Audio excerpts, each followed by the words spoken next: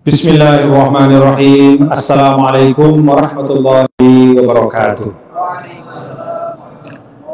Alhamdulillah.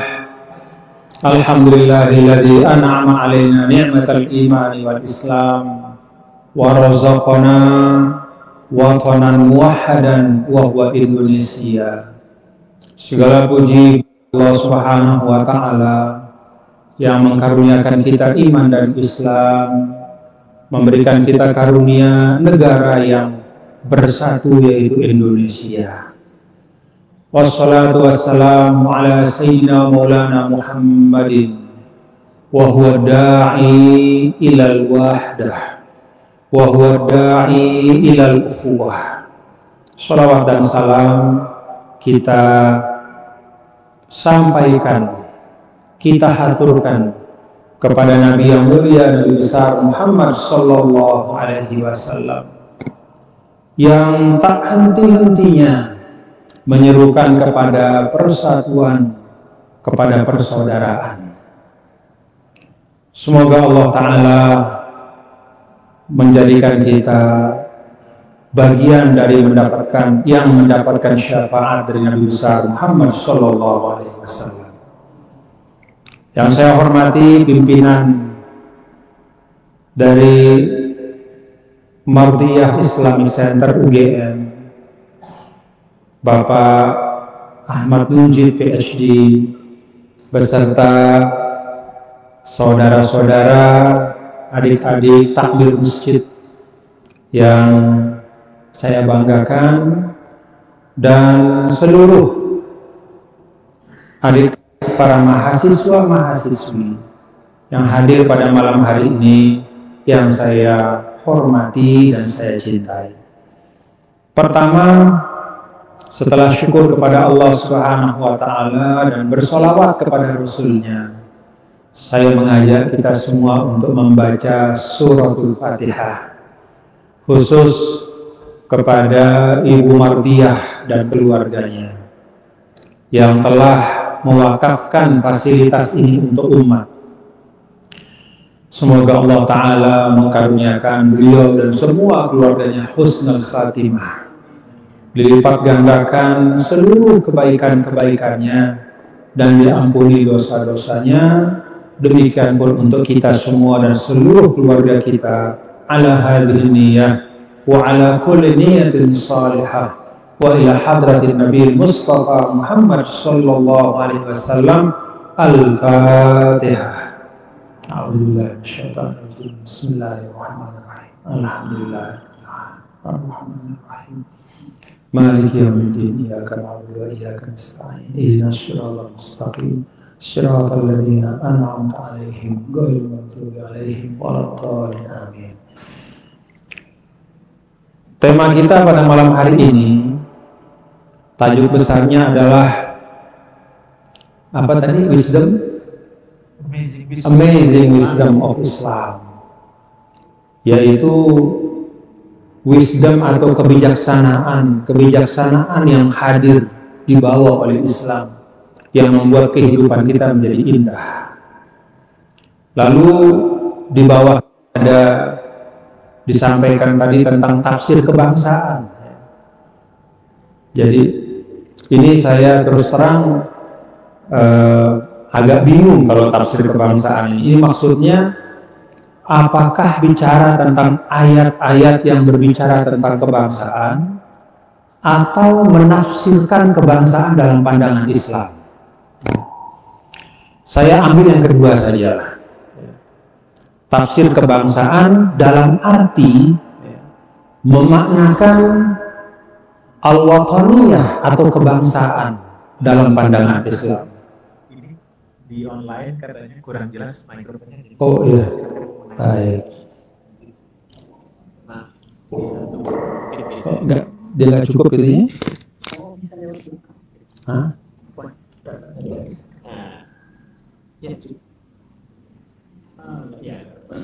Nah, alhamdulillah.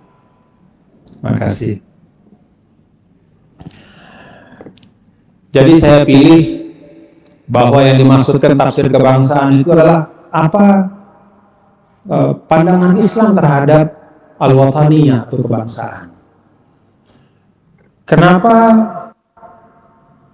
pertanyaan ini perlu kita bahas pada malam hari ini?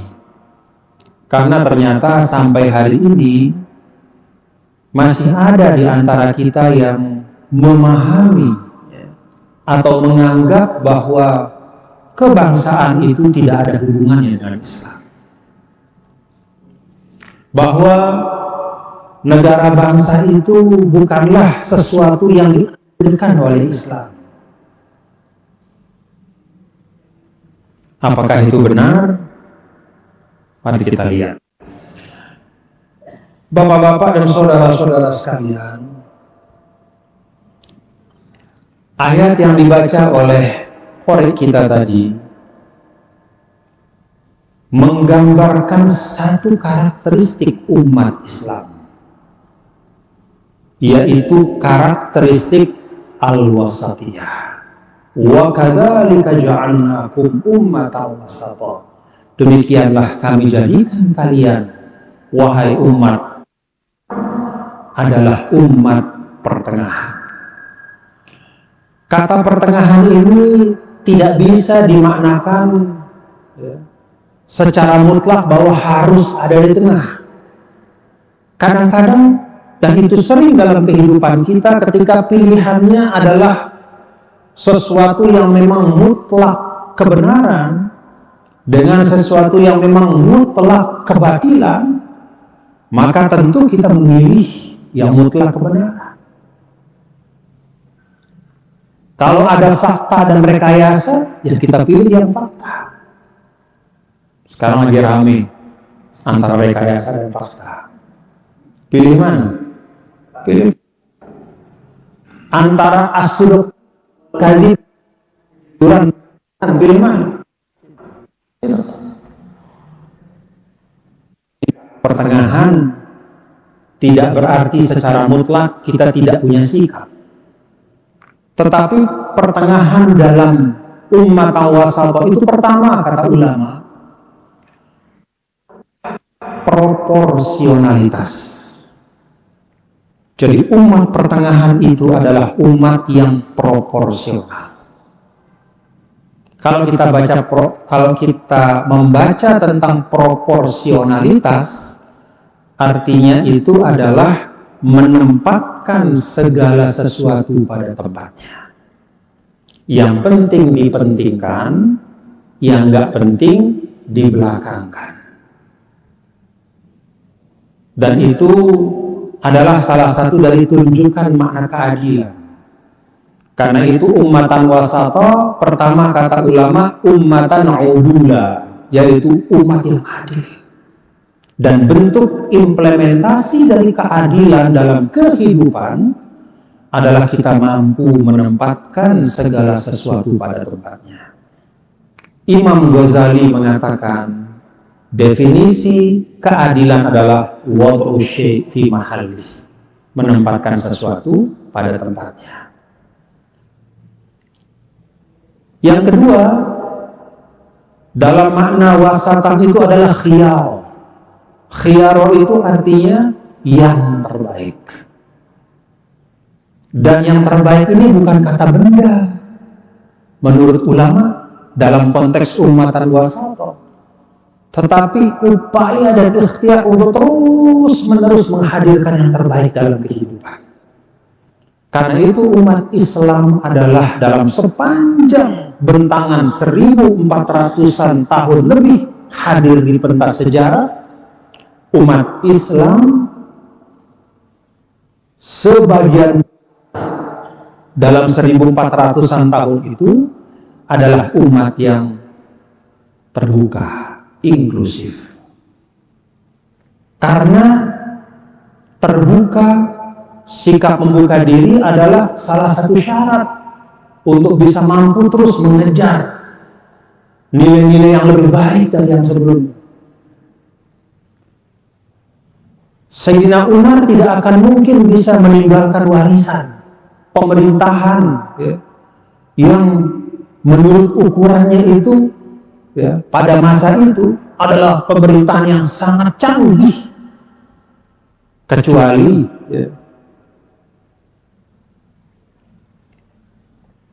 Sayyidina Umar tidak mungkin membangun pemerintahan yang canggih tanpa mengadopsi sistem yang beliau pelajari dari Persia. Persia bukan negara Islam. Pemimpinnya juga bukan beragama Islam, bahkan bermusuhan. Pada masa Rasulullah SAW setelahnya, termasuk sangat antipati. Tetapi di tengah-tengah situasi, katakanlah hostilitas, nggak akrab, nggak bersahabat, tapi tetap ada yang bisa diambil. Tetap ada yang bisa diadopsi dari sistem mereka. Maka Imam Suyuti mencatat bahwa Sayyidina Umar ibn al-Khattab adalah awwalu man dawwana dawawin. Beliaulah yang pertama kali membagi pemerintahan itu dalam bagian-bagian yang masing-masing memiliki fungsi, tugas, dan tanggung jawab. Kalau bahasa kita, departemen, kementerian. Gak ada zaman Nabi, tidak ada zaman Abu Bakar, tapi adanya pada zaman Umar ketika beliau mendapatkan informasi. Saat itu wilayah Islam semakin luas. Kalau dulu hanya di Jazirah Arab, lalu bentangannya terus sampai ke Asia Tengah, sampai ke ujung-ujung yang tidak pernah tergambar oleh orang Arab pada awal-awal Islam. Maka semakin banyak orang yang masuk Islam, orang yang non-Arab juga makin banyak, kompleksitas negara makin besar, yang diurus juga berlipat ganda. Sayyidina Umar merenung, apa yang mesti saya lakukan? Tanah makin luas, orang makin banyak. Kalau kayak gini sistemnya saya nggak sanggup. Maka beliau diberitahu, oh orang Persia itu punya tatanan pemerintahan yang canggih. Mereka punya diwan-diwan, dibagi-bagi. Urusan ekonomi, urusan sosial, pasar kayak begini. Kemudian anak-anak yatim, miskin kayak begini. Semua ada aturan-aturannya, ada pembagian. Maka Sayyidina Umar menerapkan itu. Itulah yang menjadi fondasi. Kalau kita baca sejarah Khulafaur Rasyidun, jadi al-asasul idari, fondasi administrasi pemerintahan terkuat pada masa Khulafaur Rasyidun itu ada pada masa Sayyidina Umar. Dan itu diambil dari Persia.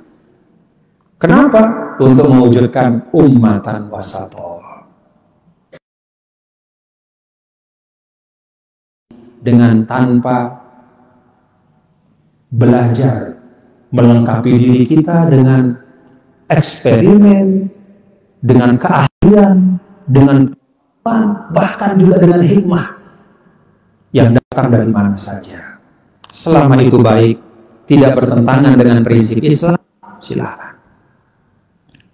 Ummatan wasatoh. Nah, saudara-saudara sekalian, proporsionalitas yang menjadi karakter dari umat Islam, yang artinya menempatkan segala sesuatu pada tempatnya, ini membuat umat Islam itu bisa mengembangkan diri dalam peradaban apapun. Islam bisa berkembang di budaya mana, karena memang ada ruang. Pada saat akidah kita itu sifatnya limitatif, akidah kita itu sederhana, tegas, la ilaha illallah Muhammadur Rasulullah.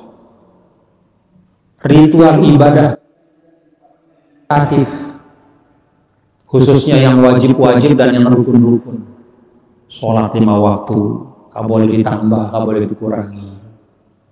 Kewajiban menunaikan zakat, gak boleh dinegosiasi. Puasa Ramadan wajib bagi siapapun yang telah memenuhi syaratnya. Naik haji dengan manasiknya, itu semua limitasi. Pada saat yang sama, Islam juga mengajarkan kita bahwa di dalam ruang sosial kemasyarakatan dan kehidupan secara luas, ya, ruang publik bahasa kita, ruang interaksi sosial, ruang muamalah, kita dimungkinkan untuk berkreasi dengan seluas-luasnya. Watoniyah juga adalah bagian dari kreasi kita untuk membangun tatanan sosial yang baik. Jadi kita membangun negara bangsa, ini ijtihad kita umat Islam di Indonesia. Dengan komponen bangsa yang lain, ini terbaik. Betul, ini mampu mewujudkan kemaslahatan kita semua.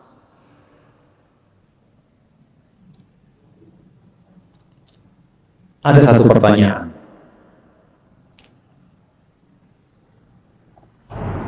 Kalau memang cinta tanah air itu penting, kok nggak ada perintahnya dalam Al-Quran? Pernah nggak ada perintah cinta tanah air dalam Al-Quran? Secara eksplisit, wahai orang-orang beriman, cintailah tanah airmu. Pernah nggak? Ada nggak? Memang tidak ada. Tetapi, sesuatu itu tidak ada di dalam Al-Quran bukan berarti bahwa sesuatu itu tidak diakui. Bahkan kadang-kadang kata Imam Ghazali, banyak hal dalam kehidupan ini tidak diperintahkan langsung dalam Al-Quran karena memang hal-hal itu sudah melekat. Hal-hal itu sudah melekat dengan tabiat kita sebagai manusia. Contoh, ayat-ayat tentang kewajiban anak berbakti sama orang tua. Ada nggak? Ayat-ayat birrul walidain ada nggak? Hah? Nggak, nanya serius nih, jawab dong. Hah? Ada nggak? Ayat-ayat berbakti, anak disuruh bakti sama orang tua, ada nggak? Hah? Ada nggak? Ada. Bahkan berulang-ulang. Bahkan berbaktinya pun sampai apa itu? Imma yablughanna indakal kibara ahaduhuma aw kilahuma fala taqul lahumā uff. Coba. Kalau satu dari dua orang tuamu telah lanjut usianya atau kedua-duanya, maka jangan mengatakan ah. Bahkan ada ayat yang lain, wasahibuhuma fid dunya ma'rufa. Wa in jahadaka 'ala an tusyrika bima laysa laka bihi ilm fala tuti'huma wasahibuhuma fid dunya ma'rufa. Kalau orang tuamu mengajakmu untuk mensekutukan aku, ya, maka jangan taati, tapi tetap temenin dia, baik pada dia, kata-katamu tetap halus. Banyak sekali disuruh.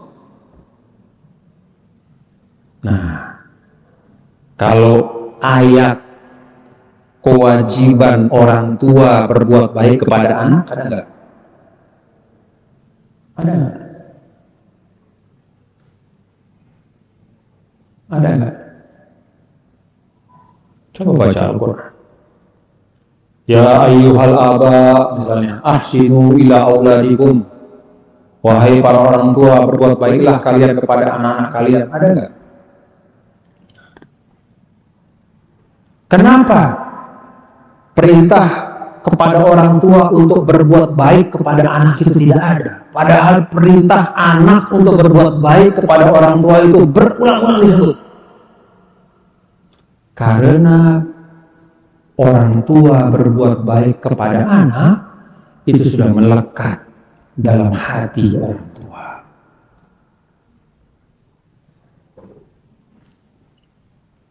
Alhamdulillah, makasih.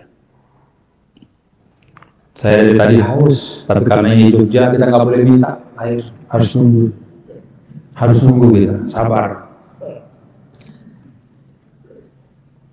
Makasih. Jadi banyak hal, ya. Banyak hal Al-Quran itu, ya, atau syariat itu tidak tidak menekankan. Karena apa? Karena udah ada dalam diri manusia.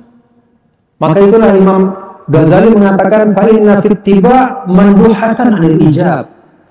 Kadangkala banyak hal itu tidak langsung diwajibkan oleh agama karena di dalam tabiat manusia itu sudah melekat sesuatu yang membuatnya melakukan itu dengan tanpa ditegaskan lagi oleh agama. Ilustrasinya seperti tadi. Sedangkan kalau anak sama orang tua itu ya sering lupa. Ya. Yang namanya anak itu kalau sudah besar kan punya kerjaan, menikah, punya istri atau punya suami, lupa sama bapak ibunya. Karena anak sering lupa pada orang tua, ya, maka diingatkan dalam Al-Quran. Sebaliknya, karena cinta orang tua itu sudah melekat sepanjang hayatnya, maka agama tidak terlalu repot untuk menekankan kepada manusia. Demikian juga cinta pada tanah air.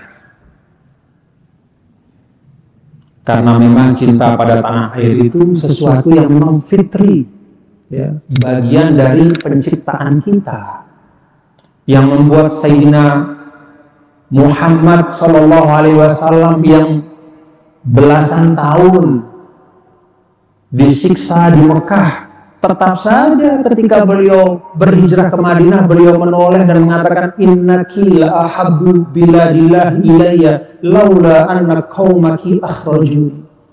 Duhai Mekah, cintaku padamu ya melekat di hatiku. Engkaulah yang paling ku cinta, tanah yang paling ku sayang. Tapi aku terpaksa pergi karena kaummu, pendudukmu mengusirku.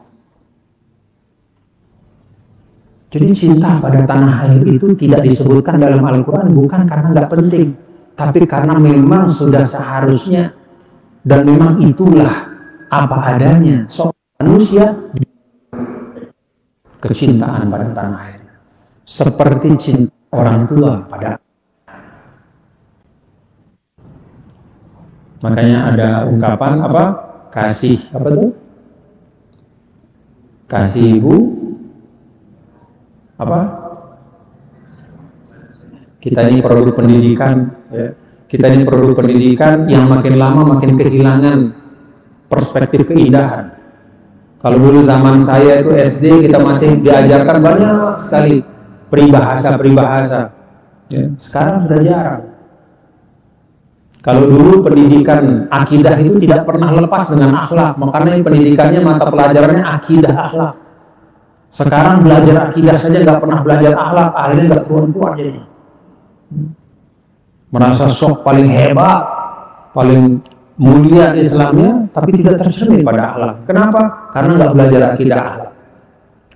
Belajarnya cuma akidah tanpa akhlak. Nah kembali adik-adik semua. Ini penting saya sampaikan, ya, supaya jangan confuse. Kadang kita kalau berbicara tentang kehidupan, itu selalu kemudian mengatakan ayat Qurannya mana? Hadisnya apa?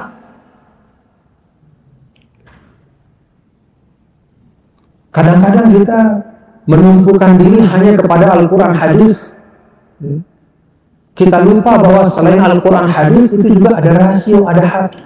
Dan itu semua diciptakan oleh Allah Subhanahu wa Ta'ala. Maka kata Imam Ghazali, hubungan antara akal dan syariat wahyu, ya. Kata Imam Ghazali, akal adalah syar'un minad dakhil dan wahyu itu adalah aqlun minal kharij. Akal itu adalah syariat yang ada dalam diri kita, sedangkan wahyu adalah akal yang datang dari luar diri kita. Dengan kata lain, antara wahyu dengan akal, antara Al-Quran dan rasio, itu tidak boleh dipisahkan. Maka semuanya harus kita pakai. Termasuk juga hati.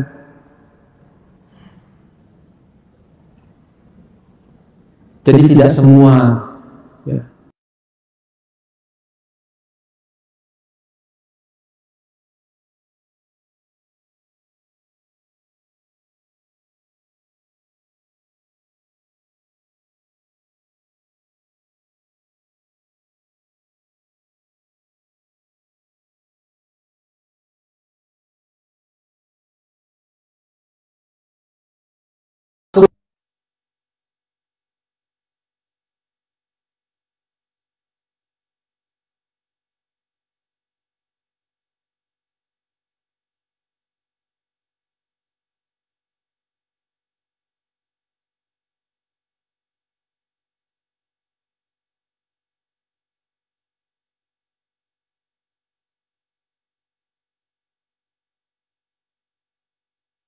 Rasulullah SAW berarti haram nih.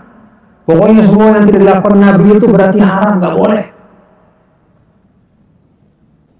Tidak semua yang ditinggalkan oleh Rasulullah SAW itu adalah sesuatu yang haram. Nabi meninggalkan sesuatu itu banyak faktor. Kadang Nabi meninggalkan sesuatu itu memang karena nggak sesuai dengan kebiasaannya. Nabi itu manusia. Suatu ketika Nabi dihidangkan makanan lagi bepergian, makanannya enak, daging. Begitu Nabi mau pegang, kata sahabat yang mendampingi, ya Rasulullah, tahu nggak dari apa? Ini dari apa? Oh, itu dari bob. Bob itu biawak burung. Nabi langsung narik, tangannya nggak jadi makan. Lalu sahabat bertanya, haram ya Rasulullah? Enggak haram. Cuma saya nggak biasa aja. Nggak ada di tempat begini. Karena ya kalau yang lain mau makan. Nabi meninggalkan sesuatu bukan karena sesuatu itu tidak boleh, tapi karena semata sesuatu itu tidak sesuai dengan preferensi pribadi beliau, nggak selera beliau. Yang lain-lain tetap makan. Nabi juga kadang meninggalkan sesuatu itu karena memang Nabi sebagai itu bisa.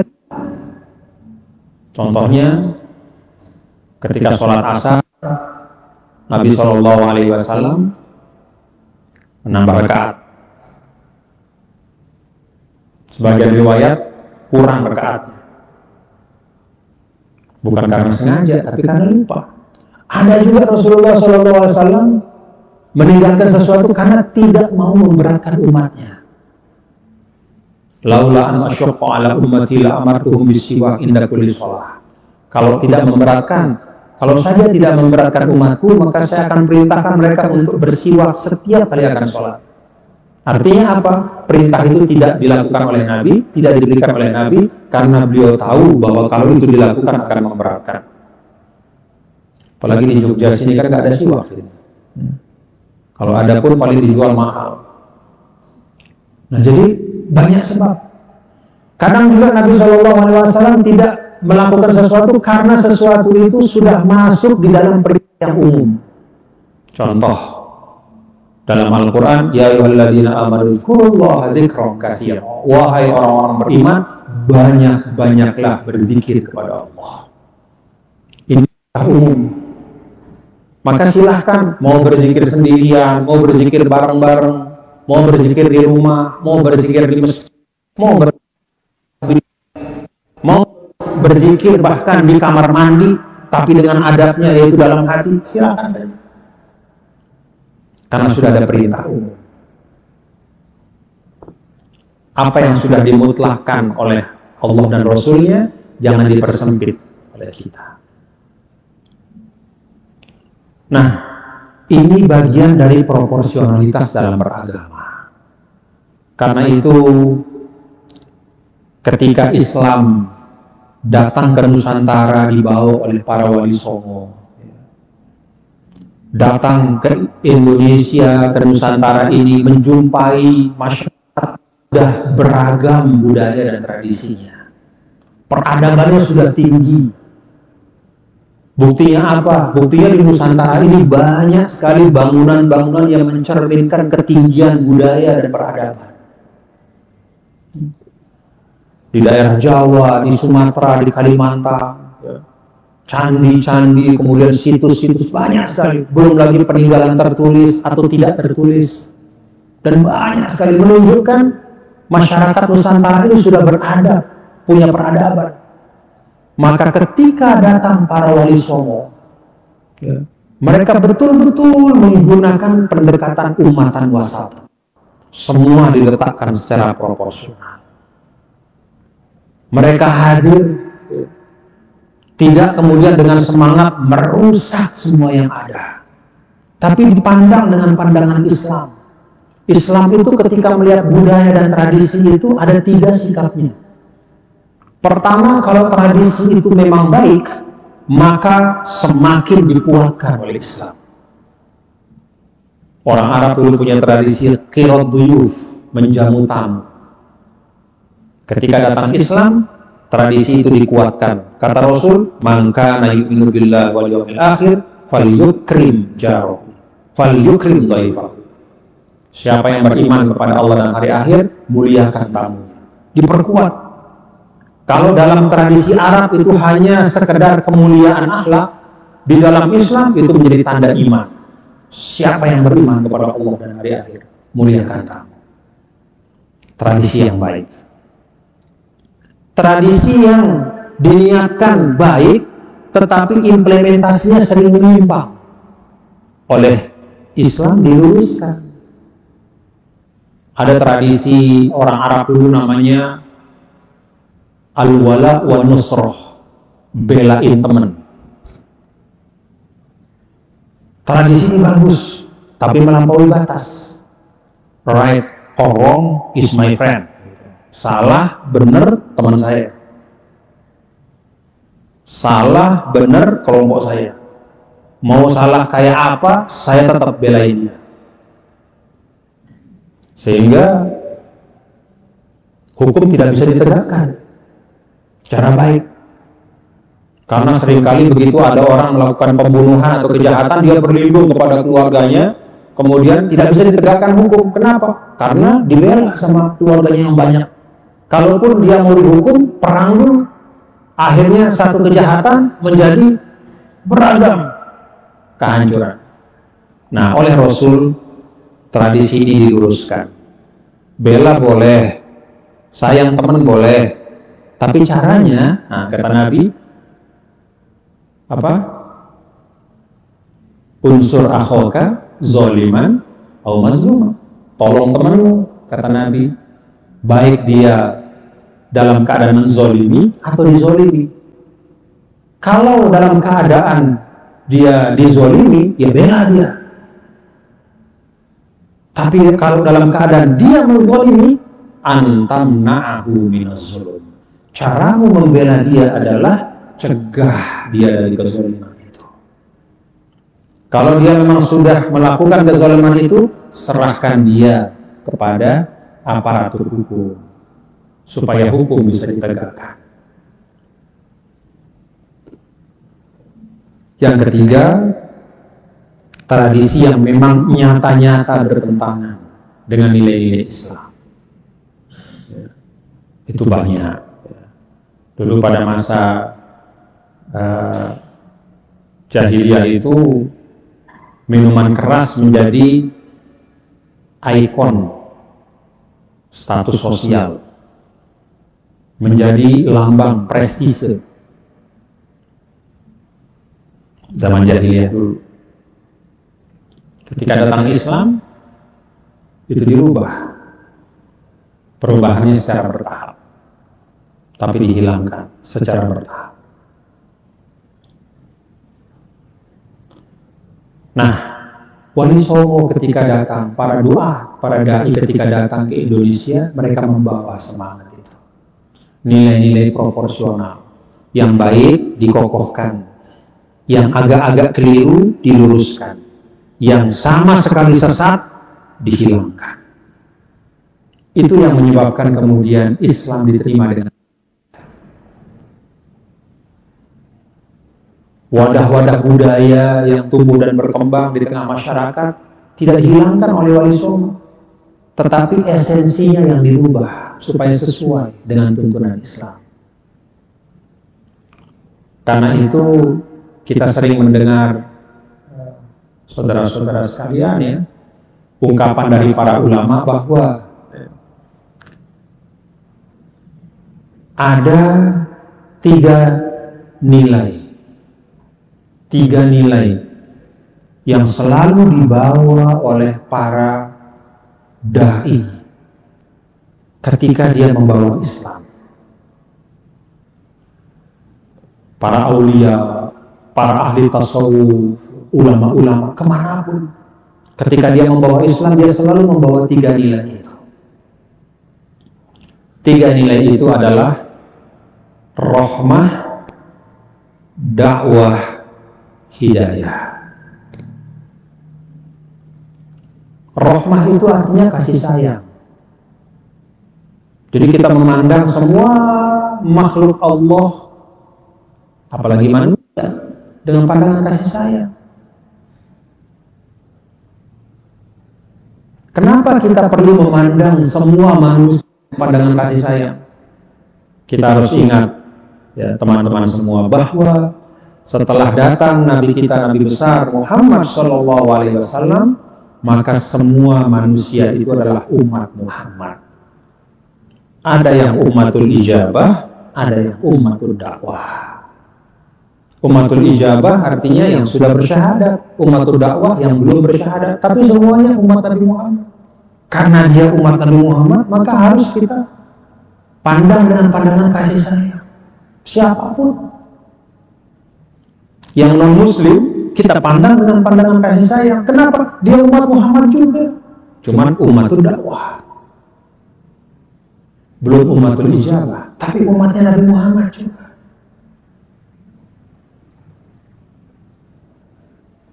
Maka dakwah-dakwah itu harus dengan pandangan menyayangi. Kalau kita menyayangi orang, maka kita ingin dia mendapat kebaikan sebagaimana kebaikan yang kita inginkan.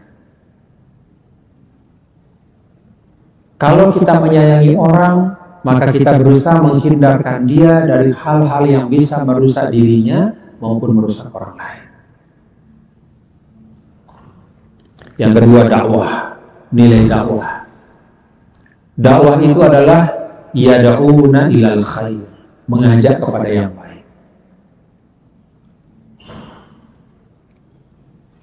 Maka kalau kita perhatikan ya, bagaimana dulu para ulama kita ketika membawa Islam, termasuk di tanah Jawa ini, di mana tanah Jawa ini adalah tanah yang paling banyak konsentrasi umat Islam di dunia itu ya di tanah Jawa, yang bukan negara ya, tanah Jawa satu pulau. Kenapa kok bisa? Ya karena dakwah. Jadi ada semangat untuk mengajak kepada kebaikan, kebaikan bersama. Dan yang ketiga adalah hidayah. Hidayah itu bahasa kita secara sederhana selalu menawarkan solusi. Karena esensi dari hidayah itu petunjuk menyelesaikan masalah. Maka tidak ada kebuntuan di dalam dakwah itu. Tidak ada kebuntuan di dalam permasalahan-permasalahan yang dihadapi oleh masyarakat. Tidak boleh kita sebagai umat Islam ketika menghadapi satu katakanlah masalah yang ada di tengah masyarakat, lalu kemudian kita dimintakan pandangan Islam terhadap masalah itu, justru yang kita hadirkan adalah sesuatu yang semakin membuat kerumitan, kesulitan. Selalu ada solusi. Dulu Sayyidina Abdullah bin Abbas pernah ditanya, ada orang datang, Ibnu Abbas, saya mau tanya nih satu pertanyaan. Kalau orang membunuh, itu kira-kira dia bisa diampuni nggak sama Allah? Sayyidina Abdullah bin Abbas menjawab, wa may yaqtul mu'mina muta'ammidan fajaza'uhu jahannamu khalida. Siapa saja yang membunuh secara sengaja, maka dia akan kekal di dalam neraka. Pulang orang itu. Besoknya ada lagi yang datang. Ibnu Abbas, menurut Anda ini orang yang sudah membunuh itu ada ampunannya nggak? Bisa diampuni nggak kalau orang sudah membunuh? Apakah membunuh itu bisa diterima kalau orang yang melakukannya bertobat? Abdullah bin Abbas membaca ayat yang beda.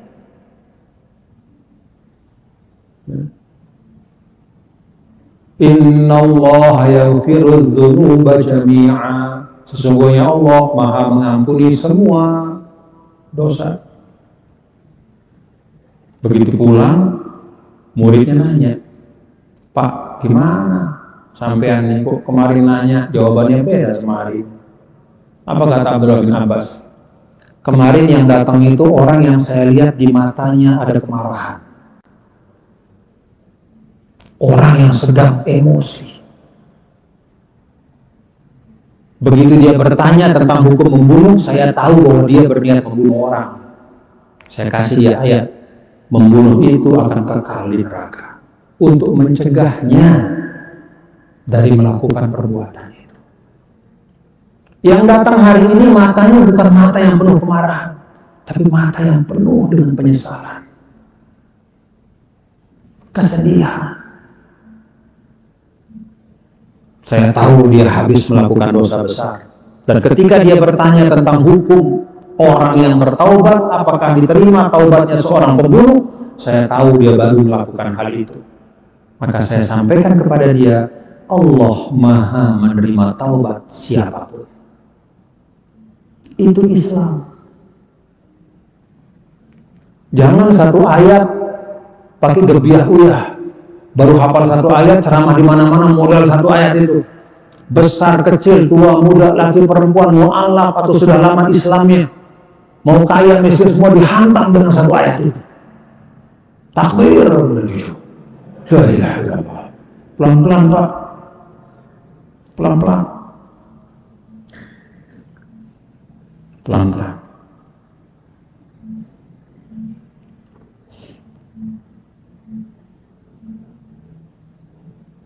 Dulu Rasulullah SAW setiap kali mengirim seorang dai, beliau bertanya. Contohnya Mu'az bin Jabal. Begitu akan dikirim ke Yaman, sini Mu'az, bagaimana caramu nanti berfatwa di Yaman? Aqdi bi kitabillah. Ya Rasulullah, saya akan ambil apa yang ada dalam Al-Quran. Fa ilam tajid, kalau kamu nggak temuin masalah itu dalam Al-Quran, aqdi bisunnati Rasulillah, saya akan berhukum mengambil dari sunnah Rasulullah SAW, sunnahmu ya Rasulullah. Fa ilam tajid, kalau kamu tidak jumpai,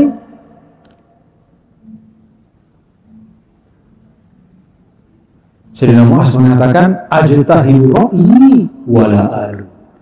Saya akan curahkan rasio saya, otak saya puter. Saya akan pikirkan dengan sesungguh-sungguhnya, lalu saya ambil keputusan berdasarkan pemahaman saya, dengan sebenar-benar pemahaman, dengan penuh tanggung jawab. Itulah yang menjadi solusi. Itulah menjadi fatwa saya. Rasul langsung menepuk dada Mu'az dan mengatakan, segala puji bagi Allah yang telah memberikan taufik kepada utusan dari utusan Rasul, dari utusan Allah, utusan Rasulnya. Dengan kata lain, Rasulullah SAW mengapresiasi Sayyidina Mu'az, benar caranya. Jadi ada proses, melihat situasi, melihat keadaan. Dan keadaan di situ ketika berdakwah bukan keadaan yang ngomong, tapi keadaan dari masyarakat. Dulu Sayyidina Mu'az yang tadi diutus itu pernah juga bikin story, bikin kasus sama Nabi. Apa kasusnya? Ketika dia berimam, menjadi imam sholat subuh, dia panjang baca surat Al-Baqarah, dia baca sampai akhirnya subuh naik matahari, akhirnya sebagian itu mufarokoh. Ada yang pisah. Siapa yang pisah? Itu pedagang. Karena kalau dia ikut terus berjemaah, nanti siang dagangannya nggak bakal laku. Pergi ke pasar lalu pada pulang. Dia mufarokoh. Mufarokoh, sholat dulu kabur, bawa dagangannya ke pasar. Mu'az dengar suara kaki prok. Begitu salam nanya, siapa tadi? Kok tengah-tengah sholat ada yang kabur? Kata Mu'az, kata sahabat, oh si ini. Ah, itu berarti dia orang munafik. Orang munafik gitu. Kok sholat gak sabar, gak istiqomah tuh. Kurang Islamnya. Kira-kira begitulah, kayak kita sekarang dikit-dikit kan begitu. Didengar sama orang yang tadi, mengadulah dia kepada Nabi. Ya Rasulullah, saya mau mengadukan Mu'az padamu. Kenapa? Saya dibilang munafik. Kenapa kamu dibilang munafik? Gara-gara ya Rasulullah, saya ini kan dagang. Mu'az ini gara-gara dia hafal Quran, dia baca Quran sepanjang-panjangnya dia mau. Sampai panjang, sampai subuh panjang, akhirnya saya mufarokoh karena saya harus jagang untuk anak istri saya. Kalau saya ikutin dia, nanti pasar udah tutup. Gara-gara saya mufarokoh, saya dibilang munafik sama Mu'az. Nah, Nabi panggil Mu'az. Apa kata Rasul? Afatanun anta ya Mu'az? Apakah kamu sudah berubah Mu'az sekarang menjadi orang yang tukang buat fitnah? Kata Nabi, tukang buat fitnah. Cuman gara-gara Mu'az memperpanjang bacaan sholat subuh sehingga orang gak betah jadi makmum. Kata Nabi, itu perbuatan seakan-akan membuat fitnah.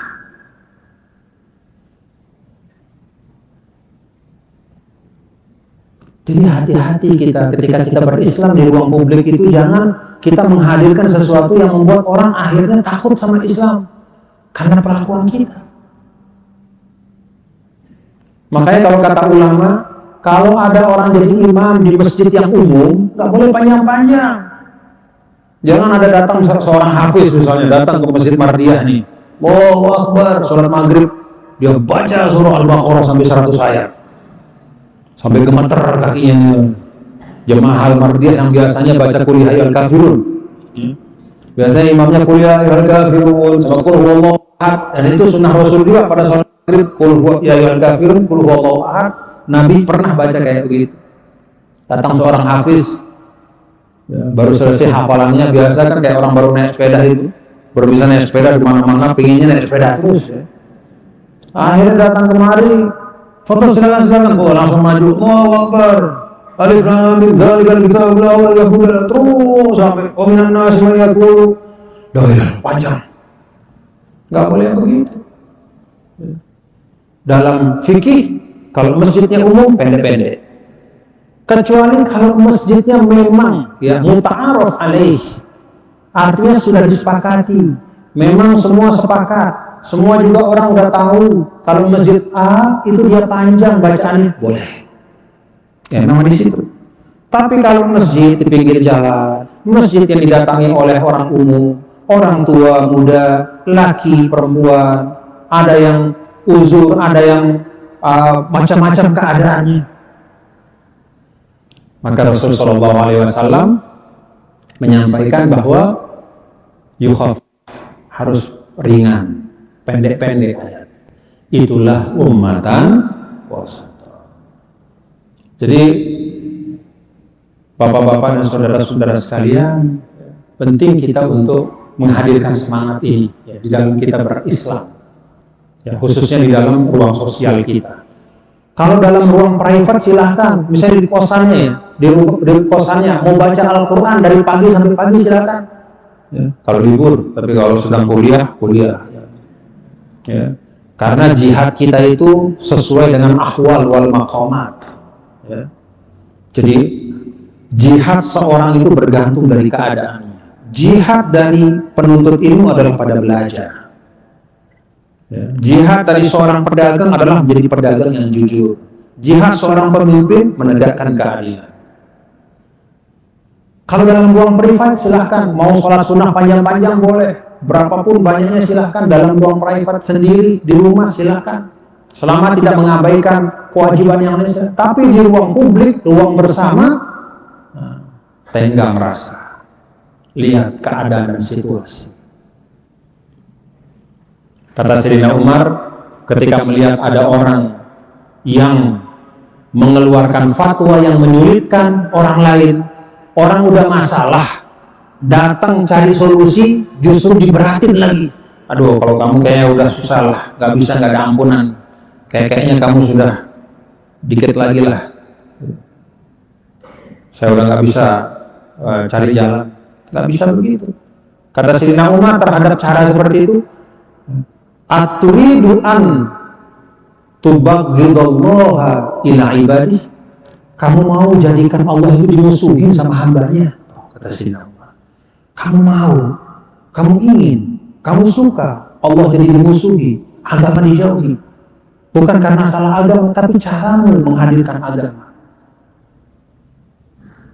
Karena itu kepada kita semua, anak-anak muda, ya, teman-teman, sahabat, adik-adik semua, yuk kita beragama dengan memegang ummatan wasata itu dengan baik, secara proporsional, secara bertanggung jawab, dengan membawa 3 nilai: rahmah, dakwah, dan hidayah.